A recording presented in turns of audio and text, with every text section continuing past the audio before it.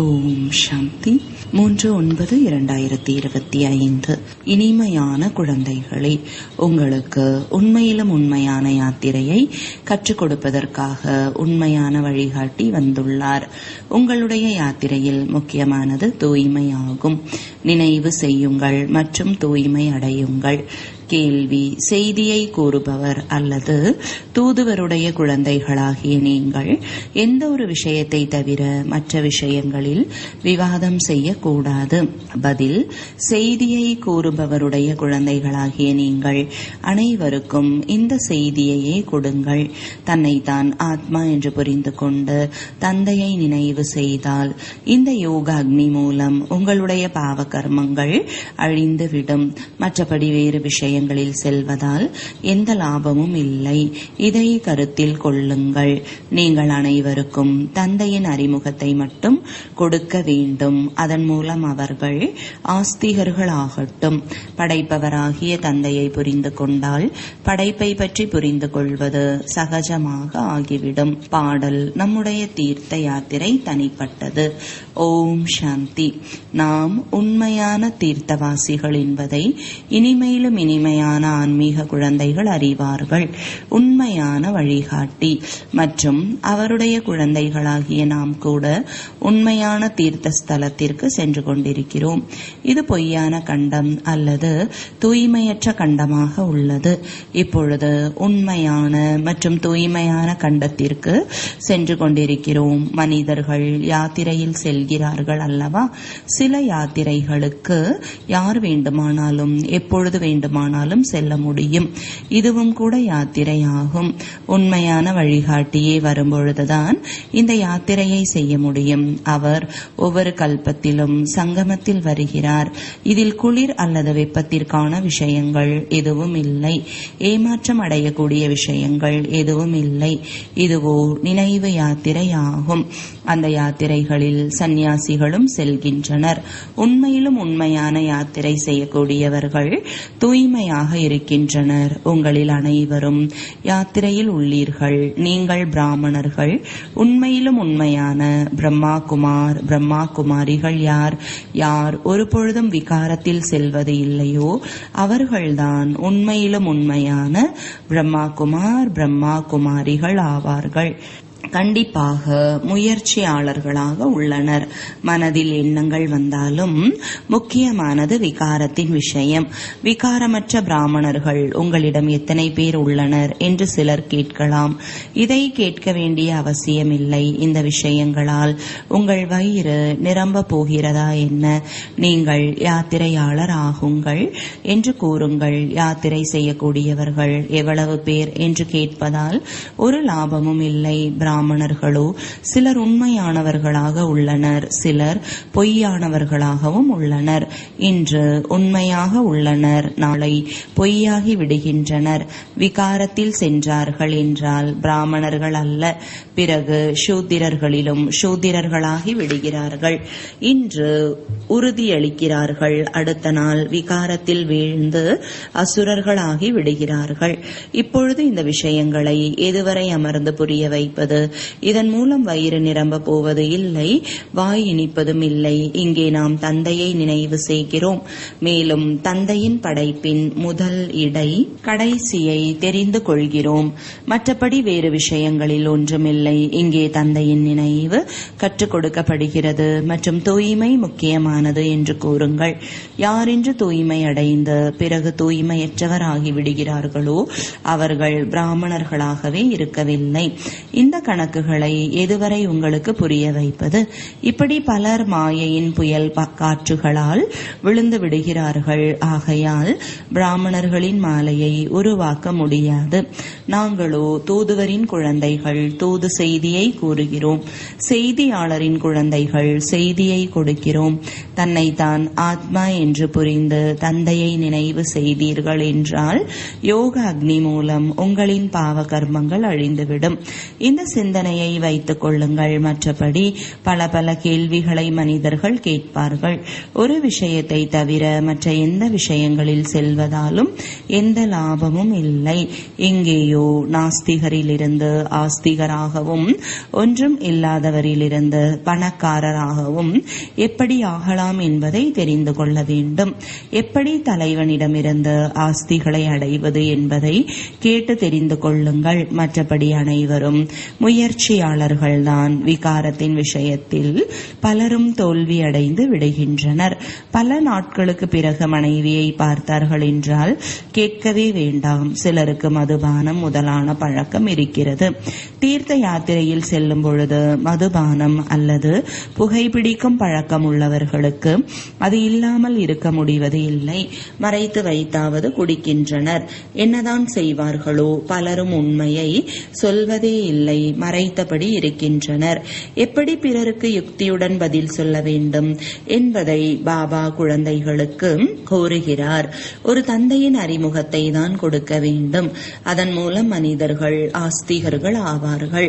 முதலில் எதுவரை தந்தையை தெரிந்து கொள்ளவில்லையோ அதுவரை ஏதாவது கேள்வியை கேட்பது கூட தவறாகும். இப்படி பலர் வருகிறார்கள், எதையும் புரிந்து கொள்வது இல்லை, வெறுமனே கேட்டுக்கொண்டே இருக்கிறார்கள். லாபம் எதுவும் இல்லை.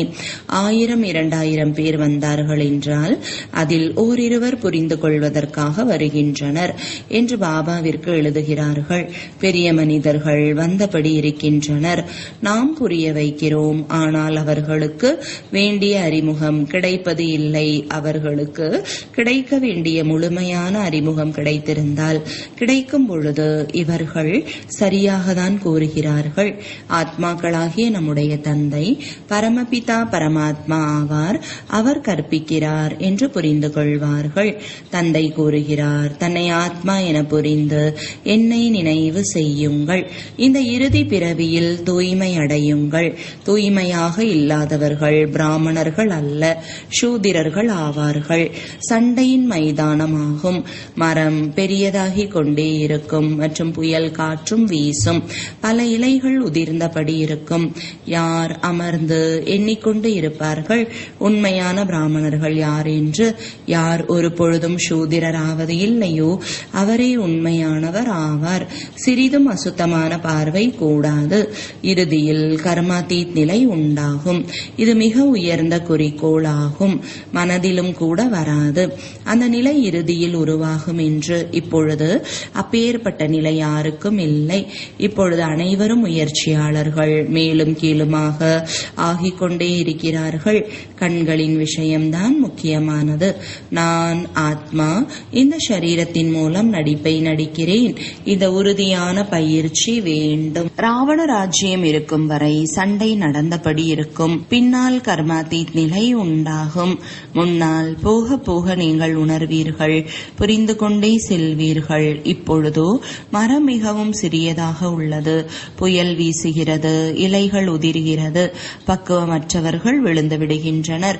என்னுடைய நிலை எதுவரை உள்ளது என்று ஒவ்வொருவரும் தன்னைத்தான் கேட்க வேண்டும். மற்றபடி யாராவது கேள்விகள் கேட்டால் அந்த விஷயங்களில் அதிகமாக செல்ல வேண்டாம்.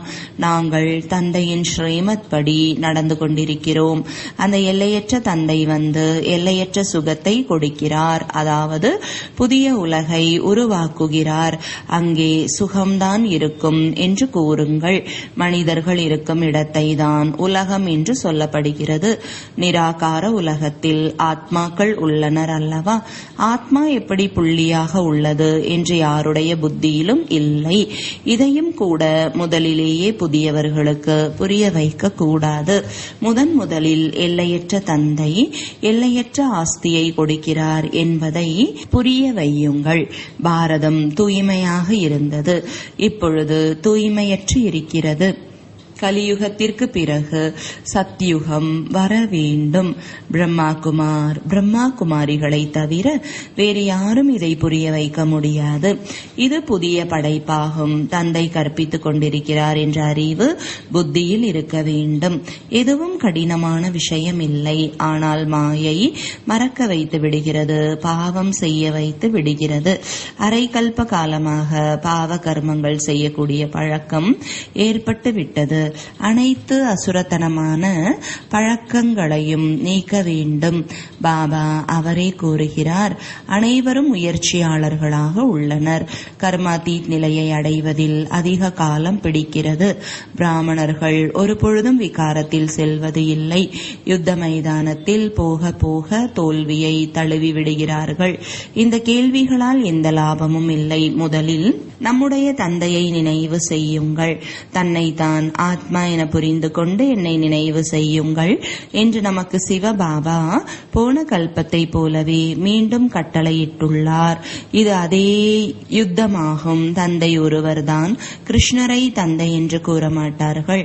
கிருஷ்ணரின் பெயரை போட்டுவிட்டார்கள். தவறானதை சரி செய்வது தந்தை ஆவார். அதனால்தான் அவரை சத்தியமானவர் என்று அழைக்கிறார்கள். இந்த நேரம் குழந்தைகள், நீங்கள்தான் முழு உலகின் ரகசியத்தை தெரிந்துள்ளீர்கள். சத்தியுகத்தில் தெய்வீக வம்சம், ராவண ராஜ்யத்தில் பிறகு அசுர வம்சமாகிறது. இதுதான் புருஷோத்தம சங்கம யுகம். அந்த பக்கம் தேவதைகள், இந்த பக்கம் அசுரர்கள். மற்றபடி இவர்களுக்குள் சண்டை நடக்கவில்லை. பிராமணர்களாகிய உங்களுக்கு விகாரத்துடன் சண்டை நடக்கிறது. இதை கூட யுத்தம் என்று சொல்ல மாட்டோம். அனைத்தையும் விட பெரியது காம விகாரம். இது மிக பெரிய எதிரி. இதனை வெற்றி அடைவதன் மூலம் நீங்கள் உலகை வென்றவர்களாக ஆவீர்கள். இந்த விஷத்திற்காக தான் அபலைகள் அடி வாங்குகிறார்கள். பலவித தடைகள் ஏற்படுகிறது. முக்கியமான விஷயம் தூய்மை. முயற்சி செய்து கொண்டே புயல் வந்தபடி உங்களுடைய வெற்றி ஏற்படும். மாயை சோர்வடைந்து விடும். யுத்தத்தில் பலசாலி ஆகிவிடுகின்றனர். அவர்கள் உடனடியாக எதிர்த்தாக்குதல் செய்கிறார்கள். அவர்களின் வேலையே நன்றாக சண்டையிட்டு ஜெயிப்பது. பலசாலிகளுக்கு பெரிய புகழாரம் நடக்கிறது. பரிசு கிடைக்கிறது. உங்களுடையதோ மறைமுகமான விஷயம். ஆத்மாக்களாகிய நாம் தூய்மையாக இருந்தோம் என்று நீங்கள் தெரிந்திருக்கிறீர்கள். இப்பொழுது தூய்மையை இழந்து விட்டோம். மீண்டும் தூய்மையாக வேண்டும். இதே செய்தியை அனைவருக்கும் கொடுக்க வேண்டும். மற்றபடி யார் என்ன கேள்வி கேட்டாலும் நீங்கள் அந்த விஷயங்களில் செல்லக்கூடாது. உங்களுடையது ஆன்மீக தொழிலாகும். ஆத்மாக்களாகிய நமக்கு பாபா ஞானத்தை நிரப்பியிருந்தார். பிறகு பலனை அடைந்ததும் ஞானம் முடிந்து போய்விட்டது. இப்பொழுது மீண்டும் பாபா ஞானத்தை நிரப்பிக் கொண்டிருக்கிறார். மற்றபடி நீங்கள் போதையுடன் சொல்லுங்கள், நாங்கள் தந்தையின் செய்தியை கொடுக்கிறோம். தந்தையை நினைவு செய்தால் நன்மை ஏற்படும். இதுதான் உங்களுடைய ஆன்மீக தொழில் ஆகும். முதன் விஷயமே தந்தையை தெரிந்து கொள்ளுங்கள் என்பதாகும். தந்தைதான் ஞானக்கடல். அவர் புத்தகம் எதையும் படித்து சொல்வது இல்லை. மனிதர்கள் தத்துவ மேதை போன்றவர்களாக ஆகின்றனர். அவர்கள் புத்தகங்களை படித்து அவ்வாறு ஆகிறார்கள். பகவானோ ஞானம் நிறைந்தவர். அவரிடம் உலகத்தின் முதலிடை கடைசியின் ஞானம் இருக்கிறது. அவர் ஏதும் படித்து இருக்கிறாரா என்ன? அவர் அனைத்து வேத சாஸ்திரங்கள் போன்றவற்றை தெரிந்திருக்கிறார். பாபா கூறுகிறார், என்னுடைய பாகம் உங்களுக்கு ஞானத்தை புரிய வைப்பது. ஞானம் பக்தியின் வேறுபாட்டை வேறு யாரும் சொல்ல முடியாது. இதுவோ ஞானத்தின் படிப்பு. பக்தியை ஞானம் என்று சொல்வது இல்லை. அனைவருக்கும் சத்கதி கொடுக்கக்கூடிய வள்ளல் ஒரே ஒரு தந்தை. உலகத்தின் வரலாறு கண்டிப்பாக மீண்டும் நடக்கும். பழைய உலகத்திற்கு பிறகு புதிய உலகம் அவசியம் வர வேண்டும். குழந்தைகளாகிய நீங்கள் தெரிந்துள்ளீர்கள். பாபா நமக்கு மீண்டும் படிப்பு சொல்லித் தருகிறார். பாபா கூறுகிறார், என்னை நினைவு செய்யுங்கள். இதில்தான் அனைத்தும் அடங்கியிருக்கிறது. பாபா தெரிந்திருக்கிறார். மிக நல்ல பெயருடைய குழந்தைகள் இந்த நினைவு யாத்திரையில் மிகவும் பலவீனமாக இருக்கிறார்கள். மற்றபடி பெயர் புகழடையாதவர்கள், பந்தனத்தில் மாட்டிக்கொண்டிருப்பவர்கள், ஏழைகள் நன்றாக நினைவு யாத்திரையில் இருக்கிறார்கள். ஒவ்வொருவரும் தன்னுடைய மனதிடம் கேட்க வேண்டும், நான் பாபாவை எவ்வளவு நேரம் நினைவு செய்கிறேன்? பாபா கூறுகிறார், குழந்தைகளே, எவ்வளவு முடியுமோ என்னை நினைவு செய்யுங்கள். உள்ளுக்குள் மிகவும் மகிழ்ச்சியாக இருங்கள். பகவான் கற்பிக்கிறார் என்றால் எவ்வளவு மகிழ்ச்சி இருக்க வேண்டும்? பாபா கூறுகிறார், நீங்கள் தூய்மையான ஆத்மாவாக இருந்தீர்கள். பிறகு சரீரத்தை எடுத்து பாகத்தை நடித்து நடித்து தூய்மையற்றவர்களாக ஆகிவிட்டீர்கள். இப்பொழுது மீண்டும் தூய்மை ஆக வேண்டும். மீண்டும் தேவதையின் பாகத்தை நடிக்க வேண்டும். நீங்கள் தெய்வீக தர்மத்தை சார்ந்தவர்கள் அல்லவா? நீங்கள் தான் 84 பிறவி சக்கரத்தை சுற்றி வந்தீர்கள். அனைவரும் சூரிய வம்சத்தினராக 84 பிறவிகள் எடுப்பது இல்லை, பின்னால் வந்து கொண்டே இருக்கிறார்கள். இல்லை என்றால் உடனடியாக அனைவரும் வந்து விடுவார்கள். காலையில் எழுந்து புத்தி மூலம் சிந்தனை செய்தால் புரிந்து கொள்ள முடியும். குழந்தைகள்தான் ஞான சிந்தனை செய்ய வேண்டும். சிவபாபா செய்வது இல்லை. அவர் கூறுகிறார், நாடகப்படி உங்களுக்கு என்ன கூறினேனோ அதை கல்பத்திற்கு முன்பு எதை புரிய வைத்தேனோ மீண்டும் அதையே புரிய வைக்கிறேன். நீங்கள்தான் சிந்தனை செய்கிறீர்கள். ஆக நீங்கள்தான் புரிய வைக்க வேண்டும், ஞானத்தை கொடுக்க வேண்டும். அந்த பிரம்மா கூட சிந்தனை செய்கிறார். பிரம்மா குமார், பிரம்மா குமாரிகள் ஞான சிந்தனை செய்ய வேண்டும். சிவபாபா சிந்தனை செய்ய வேண்டியது இல்லை. முக்கியமான விஷயம், யாரிடமும் அதிகமாக பேச வேண்டாம். சாஸ்திரவாதிகள் தங்களுக்குள் விவாதங்கள் செய்கிறார்கள். நீங்கள் வாத விவாதம் செய்யக்கூடாது. நீங்கள் செய்தியை மட்டும் கொடுக்க வேண்டும். முதலில் முக்கியமான ஒரு விஷயத்தை புரிய வையுங்கள், எழுத வையுங்கள். முதலில் இந்த படிப்பை யார் கற்பிக்கிறார் என்பதை உறுதிப்படுத்தி எழுதுங்கள். இந்த விஷயத்தை நீங்கள் கடைசியில் சொன்னால் சந்தேகம் வந்து கொண்டே இருக்கும். நம்பிக்கை இல்லாத காரணத்தினால் புரிந்து கொள்வது இல்லை. விஷயம் நன்றாக இருக்கிறது என்று மட்டும் கூறிவிடுகிறார்கள். முதலில் முக்கியமான விஷயம் இதுதான். படைக்கக்கூடிய தந்தையை புரிந்து கொள்ளுங்கள். பிறகு படைப்பின் ரகசியத்தை புரிந்து கொள்ள வேண்டும். கீதையின் பகவான் யார் என்பது முக்கியமான விஷயம். இதில்தான் உங்களது வெற்றி ஏற்பட வேண்டும். முதலில் எந்த தர்மம் ஸ்தாபனையானது? பழைய உலகை புதிய உலக யார் மாற்றுகிறார்? பாபா தான் ஆத்மாக்களுக்கு புதிய ஞானத்தை கூறுகிறார். அதன் மூலம் புதிய உலகம் உருவாகிறது. உங்களுக்கு தந்தை மற்றும் படைப்பின் அறிமுகம் கிடைக்கிறது. முதலில் அல்லாவை பற்றி உறுதிப்படுத்துங்கள். அப்பொழுது அவருடைய ஆஸ்தியாகிய சொர்க்கத்தின் ராஜ்யம் இருக்கவே இருக்கிறது. தந்தையிடமிருந்துதான் ஆஸ்தி கிடைக்கிறது. தந்தையை தெரிந்து கொண்டார், ஆஸ்திக்கு அதிகாரியான குழந்தை பிறக்கிறது, தாய் தந்தையை பார்க்கிறது, அவ்வளவுதான், உறுதியாகி விடுகிறது. தாய் தந்தையை தவிர குழந்தை யாரிடமும் செல்லாது. ஏனென்றால் தாயிடம் இருந்துதான் உணவு கிடைக்கிறது. இது கூட நமக்கு ஞானப்பால் கிடைத்து கொண்டிருக்கிறது. தாய் தந்தை அல்லவா? இவை மிகவும் நுணுக்கமான விஷயங்கள். உடனடியாக யாரும் புரிந்து கொள்ள முடியாது. நல்லது, இனிமையிலும் இனிமையான காணாமல் போய் கண்டெடுக்கப்பட்ட செல்லமான குழந்தைகளுக்கு தாயும் தந்தையுமான பாப்தாதாவின் அன்பு நினைவுகள் மற்றும் காலை வணக்கங்கள். ஆன்மீக குழந்தைகளுக்கு ஆன்மீக தந்தையின் வணக்கங்கள். ஆன்மீக தந்தைக்கு ஆன்மீக குழந்தைகளின் அன்பு நினைவுகளும் வணக்கங்கள். தாரணைக்கான முக்கிய சாரம்.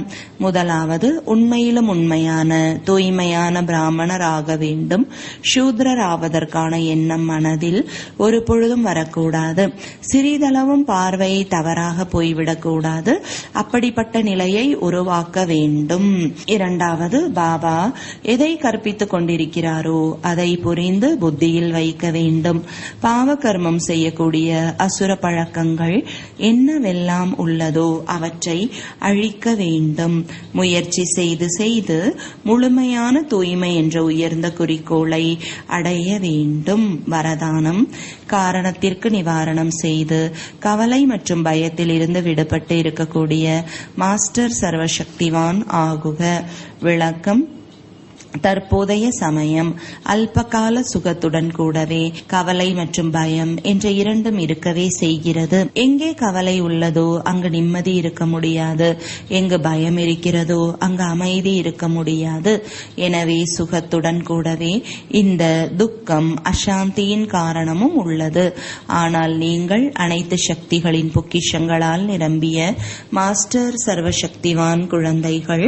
துக்கங்களின் காரணத்திற்கு நிவாரணம் செய்பவர்கள். ஒவ்வொரு பிரச்சனைக்கும் தீர்வு காண்பவர்கள். தீர்வு சொரூபமாக இருக்கிறீர்கள். எனவே கவலை மற்றும் பயத்தில் இருந்து விடுபட்டு இருக்கிறீர்கள். எந்த ஒரு பிரச்சனையும் உங்களுக்கு முன்னால் விளையாட வருகிறதே தவிர பயமுறுத்துவதற்காக அல்ல. ஸ்லோகன்: தனது உள்ளுணர்வை சிரேஷ்டமானதாக ஆக்குவீர்கள் என்றால் உங்கள் உலகிய ஈடுபாடு தானாகவே உன்னதமானதாக ஆகிவிடும். அவ்யக்த சமிஞ்சை: இப்பொழுது ஈடுபாடு எனும் அக்னியை மூட்டி யோகத்தை ஜுவாலை ரூபமாக ஆக்குங்கள். சமயப்படி இப்பொழுது அனைத்து பிராமண ஆத்மாக்களையும் அருகில் கொண்டு வந்து ஜுவாலை ரூபத்தின் வாயுமண்டலத்தை உருவாக்கும் சேவை செய்யுங்கள். அதற்காக பட்டிகளை நடத்துங்கள் அல்லது தங்களுக்குள் குழுவை உருவாக்கி ஆன்மீக உரையாடல் செய்யுங்கள். ஆனால் ஜுவாலை ரூபத்தின் அனுபவம் செய்யுங்கள் மற்றும் செய்வியுங்கள். இந்த சேவையில் ஈடுபட்டு விடுவீர்கள் என்றால் சிறு சிறு விஷயங்கள் சகஜமாக ஆகிவிடும். ஓம் சாந்தி.